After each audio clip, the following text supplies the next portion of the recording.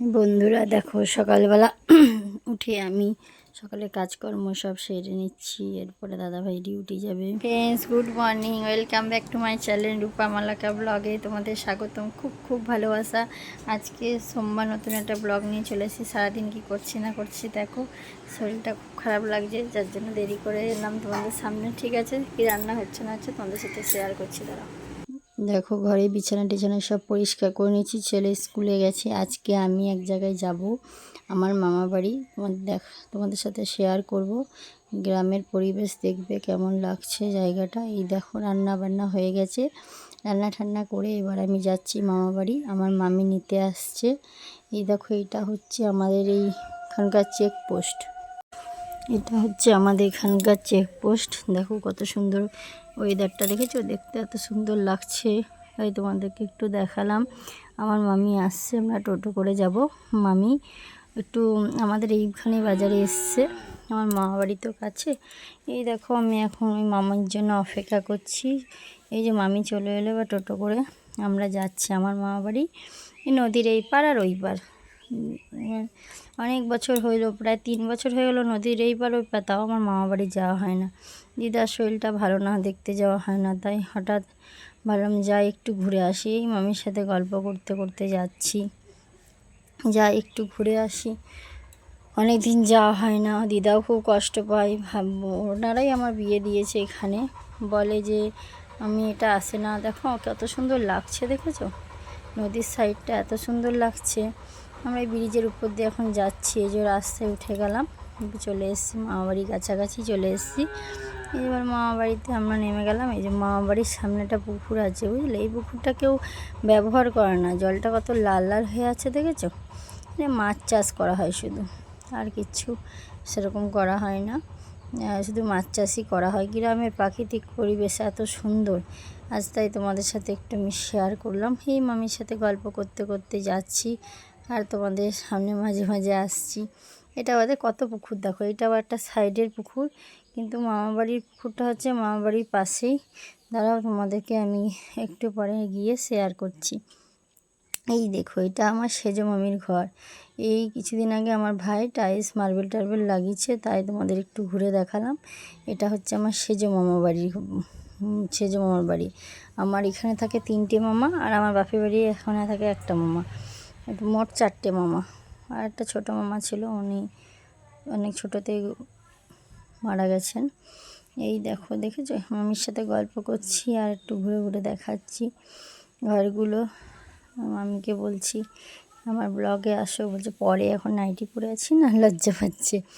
এই দেখো আমার সেজো মামির বাড়ির পাশেই পুকুর। এটা পুকুরটা না আগে খুব জল ছিল, এখন চারিদিকে ঘাস হয়ে জল অনেক কমে গেছে।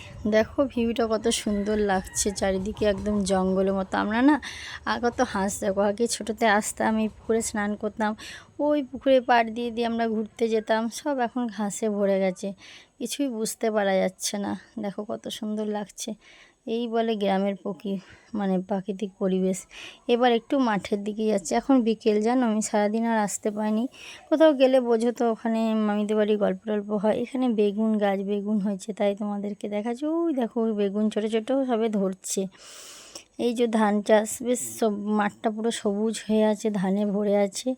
এই দেখো আখ গাছ, এগুলো হচ্ছে আখ গাছ। তোমরা কে কে দেখোনি কমেন্টে জানাবে। তোমাদের তাই একটু ঘুরে ঘুরে সব দেখালাম। পরিবেশটা এত সুন্দর না, গ্রামের পরিবেশ, সত্যিই গ্রামের পরিবেশই হয়, শহরের তুলনাই হয় না। দেখো মেঘটা এত সুন্দর আজকে।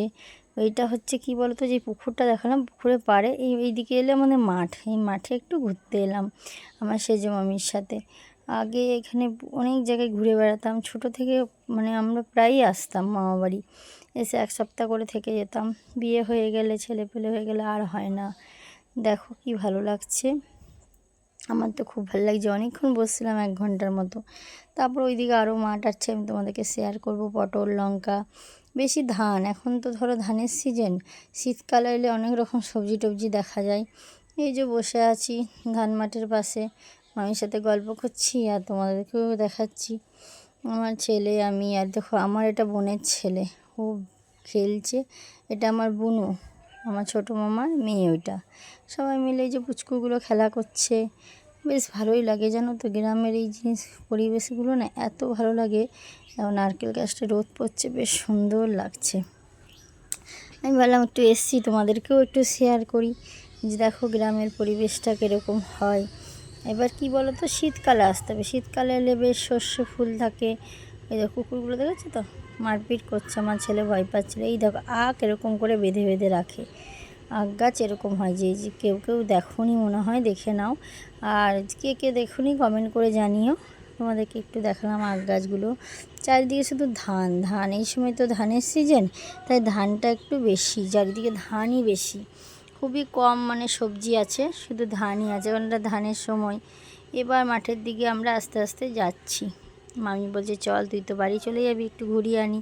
তাই জন্য এবার হাঁটছি, কিন্তু রোদ ছিল। রোদ থাকলে এত সুন্দর লাগছে, ধানের উপর রোদগুলো পড়ছে তো বেশ খুব সুন্দর লাগছে। দেখো কি সুন্দর লাগছে। ওই যে পেছনে আমার মামি এখন চুড়িদার পরে আছে, যার জন্য সামনে এসছে, নাইটি পরে আসতে চাইছিল না। এই যে একটু ঘুরু ঘুরু করছি, আর তোমাদেরও ঘুরিয়ে নিয়ে বেড়াচ্ছি। তোমরা বলো তো আমাদের মামাবাড়ির পরিবেশটা তোমাদের কেমন লাগলো, কমেন্ট করে জানিও কিন্তু। এই দেখো এটা হচ্ছে পটল গাছ, দেখো পটল ধরে আছে। বলো এবার তোমরা কে কে পটল গাছ দেখোনি, দেখে নাও, তোমাদেরকে দেখাচ্ছি পটল গাছ। আর এইখানে আছে একটা লঙ্কা গাছও সাইডে ছিল। বলছি না, শীতকালে এলে মানে এইসব জায়গার সবজি দেখলে মন ভরে যায়। গরমকাল তো, এই দেখো লঙ্কাগুলো পেকে গেছে। গরমকাল বলে সেইভাবে দেখো পটলটা পাকা পটল তোমাদেরকে দেখালাম। আমাকে বলছে হাত দিস না, বকবে, তাই তোমাদেরকে দেখাবার জন্য একটু হাত দিলাম। সত্যি কথা বলতে আমাদের এখানটাও গ্রাম, কিন্তু এত সুন্দর মানে মাঠ ঘাট নাই, ঘর বাড়ি ভর্তি। আর আমাদের বাপের বাড়ি তো শহর, একদম গ্রাম সাইডের মতন শান্তি কোথাও নাই। এধারটা কিন্তু একটু গাছের জন্য বেশি ছাওয়া ছাওয়া, চারিদিকে গাছ তো, কিন্তু রোদ এখনও আছে। এই যে আমার মামি যাচ্ছে, এটা হচ্ছে আমার সেজো মামি।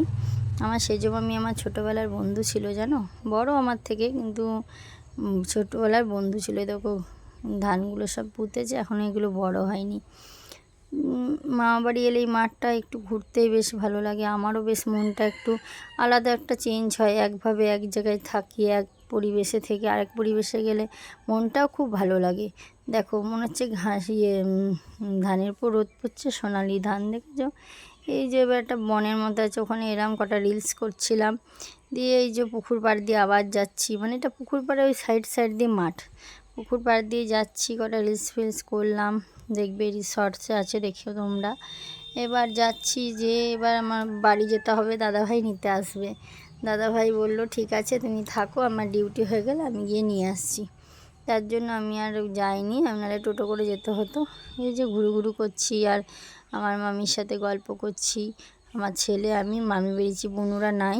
বুনু তো যে যার বিয়ে হয়ে গেছে, শ্বশুরবাড়ি চলে গেছে, তাই জন্য মামিই সঙ্গী। আর ছোটো মামি খুব ব্যস্ততায় থাকে, কারণ টিউশনি পড়ায়, গরু টরু আছে গ্রামে, যেই ব্যাপার হয়। আর আমার সেজো মামি কিছুই নাই, যার জন্য খুবই ফাঁকা। এই দেখো এইটা আমার ছোটো মামার বাড়ি। দিদা এই যে বসে আছে, এই যে ছোটো মামার বাড়ি করছে সবে। আর এই যে আমার দিদা এখানে বসে আছে, দিদার শরীর খুব একটা ভালো না। দিদা ওই যে আমার সেজো মামি বলছে এই দেখো আমি সেজো মামি, তাই বলছে। এবার সেজো মামির ঘরে যাব, কি করতে জানো, তোমাদের লেবু দেখাবো চলো। এই দেখো মামির কাছে কত লেবু হয়েছে বাতাবি। এটা ছাদে এসছি, ছাদে মামির কাছে অনেক লেবু হয়েছে, দুটো লেবু নিয়ে যাবি বলে উপরে গেলাম, বলে দেখা সবাইকে, আর আমি লেবু দেবো চল ছিঁড়ে। তাই লেবু তুলতে এসে এই যে আমার মামি লেবু গাছ থেকে লেবু পাড়ছে, লেবু পেড়ে দিচ্ছে।